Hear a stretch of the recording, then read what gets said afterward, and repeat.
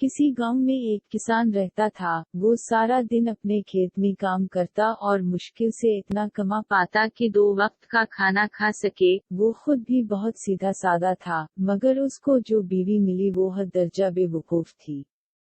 उनकी शादी को कुछ ज्यादा अरसा नहीं गुजरा था। एक दिन सुबह सवेरे जब किसान खेतों पर जाने को तैयार हुआ तो अपनी बीवी से कहने लगा, आज खेत में सारा दिन हिल चलाना पड़ेगा, जिससे बहुत थकावट हो जाएगी और भूख भी बहुत लगेगी। इसलिए तुम मेरी वापसी तक अच्छा और लजीज खाना बना कर रखना, और साथ एक गिलास सरका भी, जो मैं पिछले साल खरीद कर लाया था। ये कहकर वो अपने काम पर चला गया। जब किसान की वापसी का वक्त करीब आया तो बीवी ने खाना तैयार करना शुरू किया। जारी है, अपने शौहर को खुश करने के लिए उसने गोश्त का एक टुकड़ा लिया और उसे आग पर भूनना शुरू किया। जब वो पकने के करीब हुआ और इसकी खुशबू आने लगी तो उसने सोचा कि खाना तो बस चंद लम्हों में तैयार है। अब मैं कोठड़ी में जाऊं और वहां सरके के ड्रम से एक प्याला भर कर सरका निकाल लाऊं। ये सोचकर उसने गोश्त को वहीं छोड़ा और खुद एक जुग लेकर कमरे में चली गई और सरके के ड्रम की टूंटी खोलकर जुग इसके नीचे रख दिया और उसको भरता हुआ देखने लगी। अचानक इसको याद आया कि कुत्ता तो बाहर खिला घूम रहा है, कहीं वो गोश्त ही ना खा जाए। ये सोचते ही वो भागती हुई वहां से निकली और बावर्ची खाने की तरफ लपकी। इसने देखा कि उसका खदशा दुरुस्त था। गोश्त का टुकड़ा वाकई कुत्ते के मुंह में था और वो बाहर की तरफ भाग रहा था। वो कुत्ते को मारने के लिए इसके पीछे भागी तो वो जंगल की तरफ दौड़ा। किसान की बीवी भी इसके पीछे पीछे थी, मगर कुत्ते की रफ्तार इससे ज्यादा तेज थी। वो गोश्त का टुकड़ा लेकर जंगल में गायब हो गया। थक हार कर मायूस वना उम्मीद वो अफसुर्दा सी घर वापस आ गई। इस पत्र भाग दौड़ से वो बुरी तरह थक चुकी थी, इसलिए कुछ देर चारपाई पर लेटकर अपना सांस बहाल करती रही। इस दौरान सरके के ड्रम की टूंटी खुली रही और जुग भरता रहा। जब जुग पूरी तरह भर गया तो सरका इसके किनारों से इस वक्त तक बाहर गिरता रहा जब तक ड्रम पूरी तरह खाली नहीं हो गया। कुछ देर दम लेने के बाद जब किसान की बीवी को सरके के ड्रम का ख्याल आया तो वो एक दाल नींद उठी और कोठड़ी की तरफ भागी, मगर उस वक्त तक ड्रम पूरी तरह खाली हो चुका था। ये सब देखकर वो रोहान सी हो गई कि अब क्या होगा। जब ये सब शौहर को पता चलेगा तो वो बहुत नाराज होगा। परेशानी के आलम में वो वहां खड़ी ये सब देखती रही कि अब क्या करे। अचानक इसकी नजर आटे की एक बहुत बड़ी बोरी पर पड़ी, जो इस का शौहर चंद दिन पहले ही चुकी से खरीद कर लाया था। ये बोरी देखते ही इसके सीधे सादे जहन में एक तरकीब आई कि अगर वो ये आटा फर्श पर बखेर दे तो वो ये सारा सरका जज्ब कर लेगा और फर्श अच्छी तरह साफ हो जाएगा। इस कदर शानदार तरकीब सोचने पर उसने दिल ही दिल में अपने आप को शाबाश दी और बोरी खोलकर आटा फर्श पर बखेरने लगी। इस दौरान बेध्यानी में इसका पांव सरके से भरे इस जुग से टकराया जो ड्रम के नीचे पड़ा था। जुग भी उलट गया तो इसके अंदर का सारा सरका भी बह गया। वो मजीद परेशान हो गई और उसने बाकी का सारा आटा भी फर्श पर बखेर दिया और सोचने लगी कि अब ये सब ठीक हो जाएगा। किसान घर लूटा तो उसे शदीद भूख लगी रही थी। उसने आते ही पूछा, आज खाने में क्या पका है?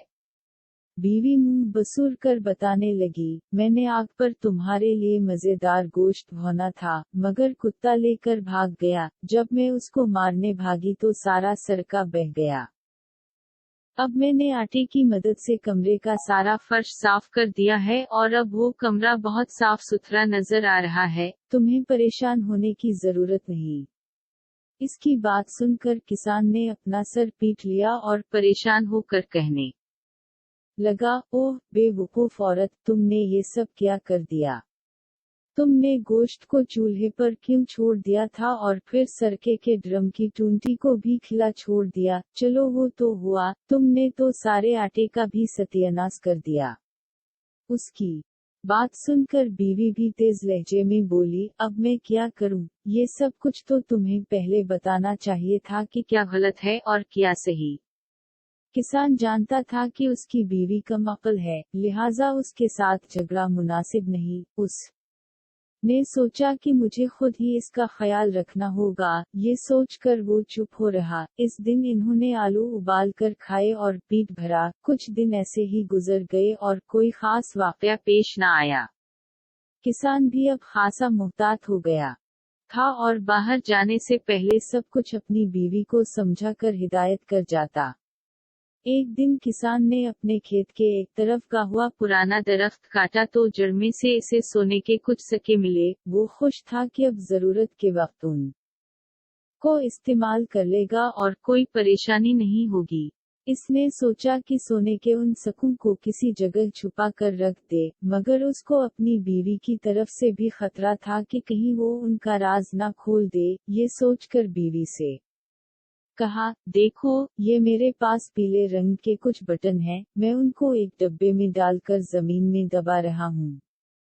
तुम ना तो उनके करीब जाओगी ना उनको छूगी।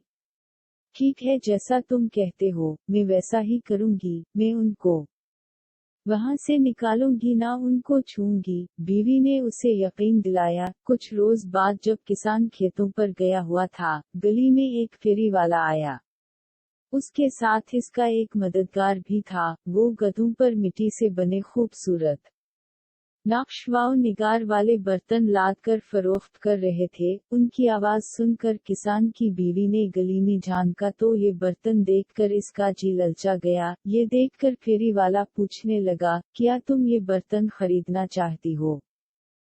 हाँ, मगर मेरे पास उस वक्त रकम नहीं है। फिर कुछ सोचकर बोली, क्या तुम इन बर्तनों के बदले पीले बटन ले लोगे? फेरी वाला इसकी ये बात सुनकर हैरान रह गया और पूछने लगा, कैसे पीले बटन? क्या तुम मुझे ये पीले बटन दिखा सकत?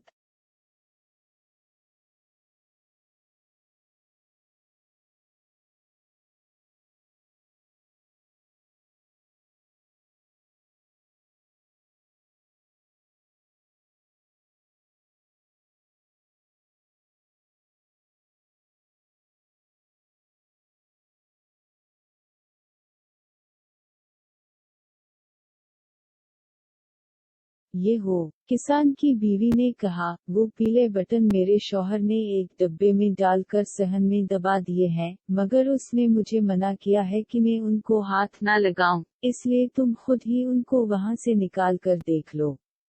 उसकी बात सुनकर फेरी वाला हैरान रह गया और वो फौरन सहन में जाकर वो जगह खोदने लगा जहां निशानदही की गई थी। डब्बे के अंदर जब उसने सोने के सिक्के देखे तो बाछें खल गईं। सारे सिक्के समेटकर जेब में डाले और उसके बदले किसान की बीवी को अपने सारे मिट्टी के बर्तन देकर अपने साथी के साथ फौरन वहां से 9-2-11 हो गया। वो समझ गया कि ये औरत आला दर्जे की अहमक है, जिसे पीले बटनों और सोने के सिक्कों का फर्क भी मालूम नहीं। दूसरी तरफ किसान की बीवी ये सारे बर्तन हासिल करके बहुत खुश थी। वो समझ रही थी कि इसने फेरी वाले को लौट लिया है और चंद पीले बटनों के बदले इतने सारे बर्तन खरीद लिए हैं। खुशी खुशी उसने वो सारे बर्तन घर में इधर उधर सजा दिए। थोड़ी देर बाद जब किसान दोपहर का खाना खाने के लिए आया तो घर में इतने सारे नए बर्तन रखे हुए देखकर चौंक गया और हैरत से पूछा, अरे ये सब बर्तन कहाँ से आए? बीवी ने मुस्कुराते हुए बताया, देखो कितने खूबसूरत बर्तन हैं। ये सब मैंने तुम्हारे उन फजूल पीले बटनों के बदले खरीदे हैं। किया, किसान परेशान होकर चला उठा, जब मैंने तुम्हें मना किया था कि इन्हें हाथ नहीं लगाना तो फिर तुमने इन्हें वहां से क्यों निकाला, जहां मैंने इन्हें दबाया था? मैंने इन्हें वहां से नहीं निकाला, मैंने तुम्हारी पूरी बात मानी। तुमने मुझे उनको छूने से मना किया था, इसलिए मैंने इन्हें हाथ भी नहीं लगाया, सिर्फ जगह बताई तो फेरी वाले ने खुद ही खोद कर निकाल लिए। बीवी ने पूरी वजाहत की। ओ बेवकूफ औरत! किसान गुस्से से अपने बाल नोचने लगा, तुमने वो जगह उसे बताई ही क्यों? तुमने मुझे इस बात से तो मना किया ही नहीं था, बीवी मासूम सा मुंह बनाकर बोली। अहमक औरत। किसान अपना सर पेटने और दीवारों से टकराने लगा। अरे बेवकूफ, वो सारे पीले बटन सोने के सके थे, तुमने ये क्या कर दिया? ये तो तुम्हें पहले बताना चाहिए था ना, अब ये तुम्हारी गलती है, वो मुंह बनाकर बोली। किसान कुछ देर गुस्से में चलाता रहा और इस दौरान में बीवी खड़ी मुंह बसुरती रही, फिर शौहर से कहा, मेरा ख्याल है हम वो सोने के सके अब भी वापस ले सकते हैं। वो दोनों अभी ज्यादा दूर नहीं गए होंगे, आओ उनके पीछे चलते हैं। बीवी की बात सुनकर किसान भी कुछ सोचने लगा, फिर बोला, हाँ हम कोशिश तो कर ही सकते हैं, मगर अपने साथ कुछ लड्डू जरूर ले लेना, ताकि अगर रास्ते में भूख लगे तो हम वो खा लें। बीवी ने एक टोकरी में 2 लड्डू रख लिए और दोनों घर से निकलकर इस तरफ चल पड़े, जिस तरफ फेरी वाला गया था। वो रास्ता जंगल की तरफ जाता था। किसान तेज चलता था, मगर उसकी बीवी की रफ्तार धीमी थी, इसलिए वो बार बार पीछे रह जाती। किसान इसे तेज चलने का इशारा करता, मगर उसने सोचा अगर पीछे रह भी जाऊं तो कोई मसला नहीं, इसलिए कि जब हम घर वापस जाने के लिए मुड़ी ये तो मुझे शौहर की निस्बत कम फासला तय करना पड़ेगा। उसी तरह चलते चलते बीवी शौहर से काफी पीछे रह गई थी। सामने एक छोटी सी पहाड़ी थी, जब वो उस पर चढ़ने लगी तो उसके हाथ में पकड़ी टोकरी में से एक लड्डू बाहर गिर गया और लुढ़कता हुआ पहाड़ी के नीचे झाड़ियों में चला गया। किसान की बीवी भागकर वापस उतरी और लड्डू तलाश करने लगी। उसने बहुत तलाश किया मगर वो लड्डू न जाने कहां चला गया था। बहुत कोशिश की, मगर लड्डू न मिला तो इस के जहन में एक तरकीब आई। वो भागकर दोबारा पहाड़ी पर चढ़ी और इस जगह पहुंची जहां से वो लड्डू गिरा था। वहां पहुंचकर उसने दूसरा लड्डू भी निकाला और उसे नीचे फेंकती हुई बोली, अब ये लड्डू भी वहीं जाएगा जहां पहला गया था। मैं इसके पीछे पीछे जाऊंगी और इसके साथ मुझे पहला लड्डू भी मिल जाएगा। इसने दूसरा लड्डू भी फेंक दिया और खुद इसके पीछे भागी, मगर वो भी न जाने कहां जाकर गुम हो गया। अब दोनों लड्डू गुम हो चुके थे। काफी देर ढूंढने के बाद वो मायूस होकर आगे चल पड़ी, जहां पहाड़ी की दूसरी तरफ किसान एक घने दरख्त के नीचे बैठा इसका इंतजार कर रहा था। इसे देखते ही वो बोला, अब जल्दी से लड्डू निकालो, मुझे भूख लग रही है। लड्डू तो गए, वो मुंह बसूर कर बोली।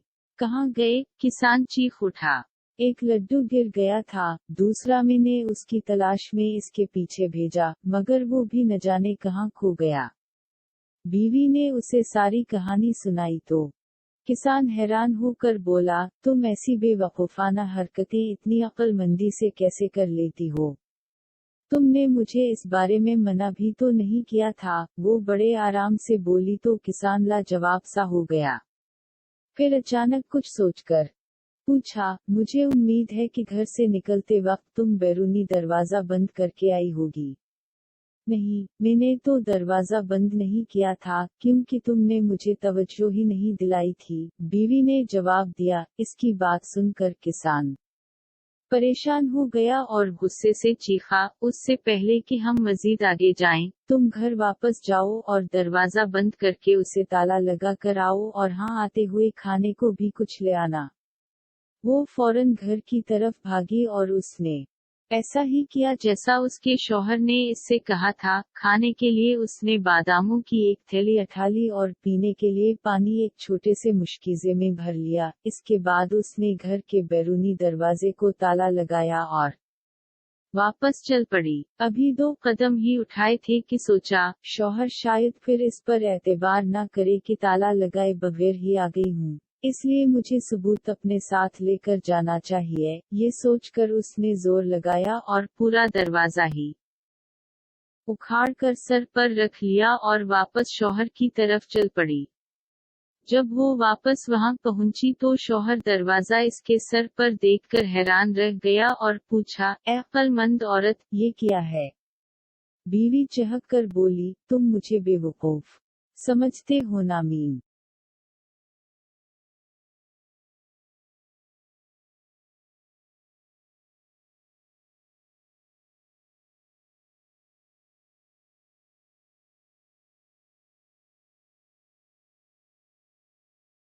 गिर देखो मैं कितनी अक्लमंद हूँ। मुझे इल्म था कि तुम मेरी बात का यकीन नहीं करोगे, इसलिए मैं पूरा दरवाजा ही साथ ले आई हूँ। अब खुद देख लो मैंने उसमें ताला लगाया है या नहीं। अरे अरे अरे, तुम तो पूरा दरवाजा ही उखाड़ लाए, अब तो हर कोई आसानी से घर में घुस जाएगा, किसान लाल पीला होकर बोला। अरे कोई कैसे घुस